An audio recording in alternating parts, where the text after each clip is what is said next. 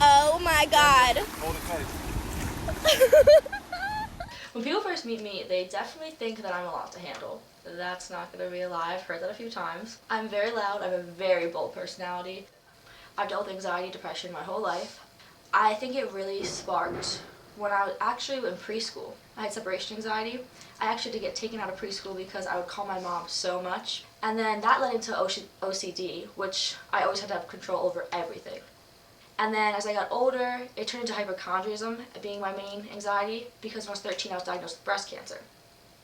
That made me think that whenever something was wrong with me, it was immediately linked back to cancer. It takes 5 years for you to be cancer-free, so I was finally cancer-free July last year. Something I always loved, my parents hated, were tattoos. Always hated them. So I told them I would only get tattoos with meaning.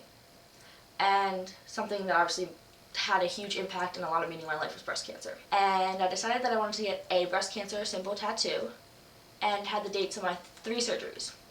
When they tell you tattoos are addicting, it's not a joke. I got my mom's signature, the exact note, on my wrist, and then I got a quote from the Bible that says, "Cast all your anxiety upon him because he cares for you." I got both of those tattooed on me. I really loved having the one on my wrist because it was a constant reminder of like what my mom would say to me, so I could just look down at it. I once again was feeling in this isolated, down, depressed state. So what I started to do to make money and time is there's this thing called Rover where you watch people's dogs. I love animals, so I got paid to have a dog. So after doing Rover, I realized I was getting attached to all these dogs, and I was like, what if I got my own? Her name is Gloom, has the best personality of any dog I've ever met.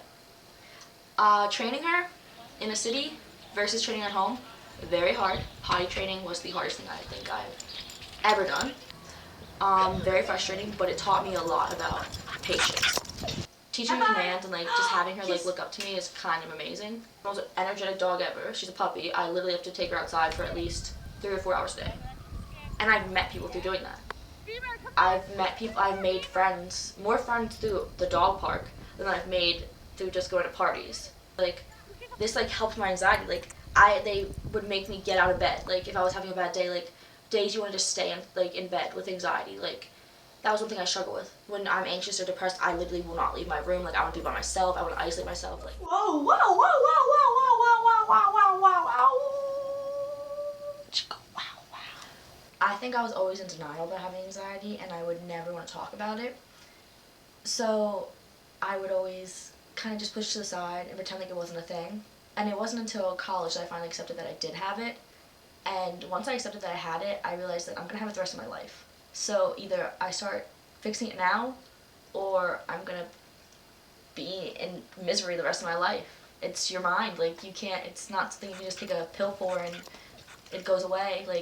Yeah, I take anxiety medicine, but I'm always going to have anxiety.